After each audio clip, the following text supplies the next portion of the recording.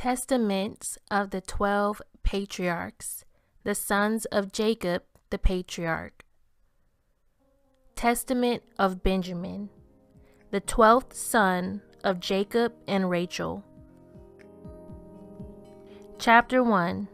A copy of the words of Benjamin which he testified to his sons, having lived 125 years. He kissed them and said, "Just as Isaac was born to Abraham in his old age, so I was born to Jacob. Since Rachel my mother died as she was bearing me, I had no milk from her, but was nursed instead by Bilhah, her maidservant. For after Rachel bore Joseph, she was sterile for 12 years. She prayed to the Most High with fasting, and conceived and gave birth to me. My father loved Rachel exceedingly, and prayed that he might see 2 sons born from her. For this reason I was called Benjamin, that is, son of days." Chapter 2. When I came to Joseph in Egypt, and my brother recognized me, he said, "What did they say to my father when they sold me?" And I replied to him, "They spattered your shirt with blood, and sent it to him and said, 'Do you know if this shirt belongs to your son?' And Joseph said to me, 'Yes, brother. When they stripped off my shirt and gave me to the Ishmaelites, they gave me a loincloth, beat me, and told me to run. One of them who had whipped me was met by a lion, and it ate him. So his partners were terrified and kept me under a looser rein." Chapter 3. Now, my children, love the Most High, power of heaven and earth. Keep his commandments. Pattern your life after the good and pious man Joseph. Let your thoughts incline to the good, as you know to be so with me, because he who has the right set of mind sees everything rightly. Fear the Most High and love your neighbor. Even if the spirits of Beliar seek to derange you with all sorts of wicked oppression, they will not dominate you any more than they dominated Joseph, my brother. How many men wanted to destroy him, and the Most High looked out for him. For the person who fears the Most High and loves his neighbor cannot be plagued by the spirit of Beliar, since he is sheltered by the fear of the Most High. Neither man's schemes, not those of animals, can prevail over him, for he is aided in living by this, by the love which he has toward his neighbor. Joseph also urged our father to pray for his brothers, that the Most High would not hold them accountable for their sin which they so wickedly committed against him. And Jacob cried out, "O noble child, you have crushed the inner feelings of Jacob your father." He embraced him and kept kissing him for 2 hours, saying, This is the last verse of chapter 3. There are 2 translations giving of Jacob's saying. The first translation says, "Through you will be fulfilled the heavenly prophecy concerning the Lamb of the Most High, the Savior of the world.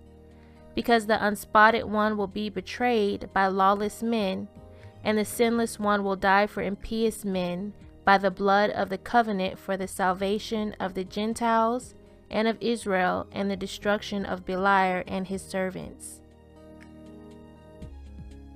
The second translation says, "In you will be fulfilled the heavenly prophecy, which says that the spotless one will be defiled by lawless men, and the sinless one will die for the sake of impious men." Chapter 4. See then, my children, what is the goal of the good man.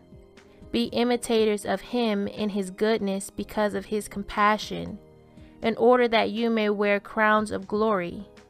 For a good man does not have a blind eye, but he is merciful to all, even though they may be sinners. And even if persons plot against him for evil ends, by doing good this man conquers evil, being watched over by the Most High. He loves those who wrong him as he loves his own life. If anyone glorifies himself, he holds no envy. If anyone becomes rich, he is not jealous. If anyone is brave, he praises him. He loves the moderate person. He shows mercy to the impoverished. To the ill he shows compassion. He fears the Most High. He loves the person who has the gift of a good spirit as he loves his own life. Chapter 5. If your mind is set toward good, even evil men will be at peace with you. The dissolute will respect you and will turn back to the good. The greedy will not only abstain from their passion, but will give to the oppressed the things which they covetously hold. If you continue to do good, even the unclean spirits will flee from you, and wild animals will fear you. For where someone has within himself respect for good works, and has light in the understanding, darkness will slink away from that person. For if anyone wantonly attacks a pious man, he repents, since the pious man shows mercy to the one who abused him, and maintains silence. And if anyone betrays a righteous man, the righteous man prays. Even though for a brief time he may be humbled, later he will appear far more illustrious, as happened with Joseph, my brother. Chapter 6. The deliberations of the good man are not in the control of the deceitful spirit Beliar, for the angel of peace guides his life. For he does not look with passionate longing at corruptible things, nor does he accumulate wealth out of love for pleasure. He does not find delight in pleasure, nor does he grieve his neighbor, nor does he stuff himself with delicacies, nor is he led astray by visual excitement. The Most High is his lot. The good set of mind does not receive glory or dishonor from men, nor does it know deceit, or lying, or conflict, or abuse. For the Most High dwells in him, illumines his life, and he rejoices in everything at every appropriate time. The good set of mind does not talk from both sides of its mouth, praises and curses, abuse and honor, calm and strife, hypocrisy and truth, poverty and wealth, but it has one disposition, uncontaminated and pure, toward all men. There is no duplicity in its perception or its hearing. Whatever it does or speaks or perceives, it knows that the Most High is watching over its life, for he cleanses his mind in order that he will not be suspected of wrongdoing, either by men or by the Most High. The works of Beliar are twofold and have in them no integrity.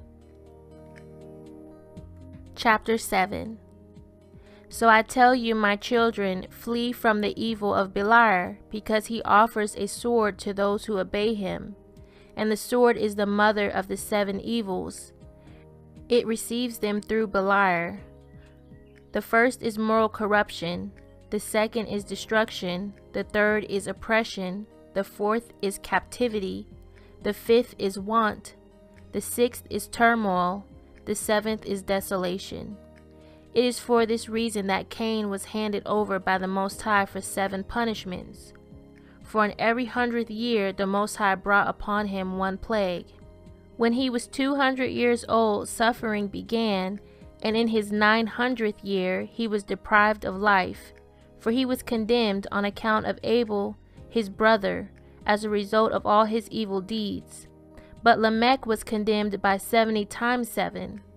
Until eternity, those who are like Cain in their moral corruption and hatred of brother shall be punished with a similar judgment. Chapter 8.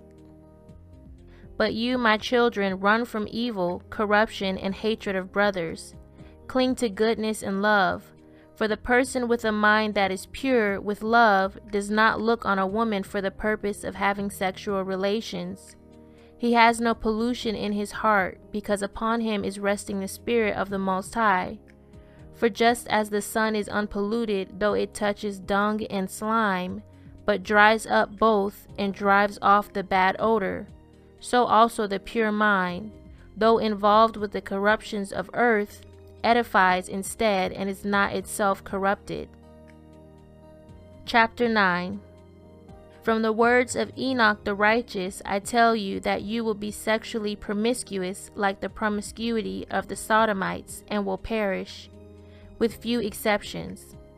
You shall resume your actions with loose women, and the kingdom of the Most High will not be among you, for he will take it away forthwith. But in your allotted place will be the temple of the Most High, and the latter temple will exceed the former in glory. The 12 tribes shall be gathered there in all the nations until such time as the Most High shall send forth his salvation through the ministration of the unique prophet. He shall enter the first temple, and there he will be abused and will be raised up on wood. And the temple curtain shall be torn, and the Spirit of the Most High will move on to all the nations as a fire is poured out. And he shall ascend from Hades, and shall pass on from earth to heaven. I understand how humble he will be on the earth, and how splendid in heaven. Chapter 10. When Joseph was in Egypt, I earnestly desired to see his appearance and the form of his face. And through my father Jacob's prayers I saw him, while I was awake during the day, just as he was, his whole appearance. After he had spoken these things to them, he said, You know then, my children, that I am dying. Do the truth, each of you to his neighbor. Keep the law of the Most High and his commandments. For I leave you these things instead of an inheritance. Give them then to your children for an eternal possession. This is what Abraham, Isaac, and Jacob did. They gave us all these things as an inheritance, saying, Keep the Most High's commandments, until the Most High reveals his salvation to all the nations. And then you will see Enoch and Seth and Abraham and Isaac and Jacob being raised up at the right hand in great joy. Then shall we also be raised, each of us over our tribe, and we shall prostrate ourselves before the heavenly King. Then all shall be changed, some destined for glory, others for dishonor. For the Most High first judges Israel for the wrong she has committed, and then he shall do the same for all the nations. Then he shall judge Israel by the chosen Gentiles, as he tested Esau by the Midianites who loved their brothers. You, therefore, my children, may your lot come to be with those who fear the Most High. Therefore, my children, if you live in holiness, in accord with the Most High's commands, you shall again dwell with me in hope. All Israel will be gathered to the Most High. Chapter 11. And I shall no longer be called a rapacious wolf on account of your rapine, but the Most High's worker, providing food for those who do good works. And in latter times there shall rise up the beloved of the Most High, from the lineage of Judah and Levi, one who does his good pleasure by his mouth, enlightening all the nations with new knowledge. The light of knowledge will mount up in Israel for her salvation, seizing them like a wolf coming upon them, and gathering the Gentiles until the consummation of the ages. He shall be in the congregations of the Gentiles and among the rulers, like a musical air in the mouths of all. He shall be written of in sacred books, both his work and his word, and he shall be the Most High's chosen one forever. He shall range widely among them, like my father Jacob, saying, He shall fill up what was lacking of your tribe. Chapter 12. And when he had finished his statements, he said, I command you, my children, carry my bones up out of Egypt. Bury me in Hebron near my fathers. Benjamin died last of all in his 125th year at a ripe old age, and they placed him in a coffin. And in the 91st year after the departure of the sons of Israel for Egypt, they and their brothers took up the bones of their fathers secretly, because of the war with Canaan, and buried them in Hebron by the feet of their fathers. Then they returned from the land of Canaan, and resided in Egypt until the day of the departure from Egypt.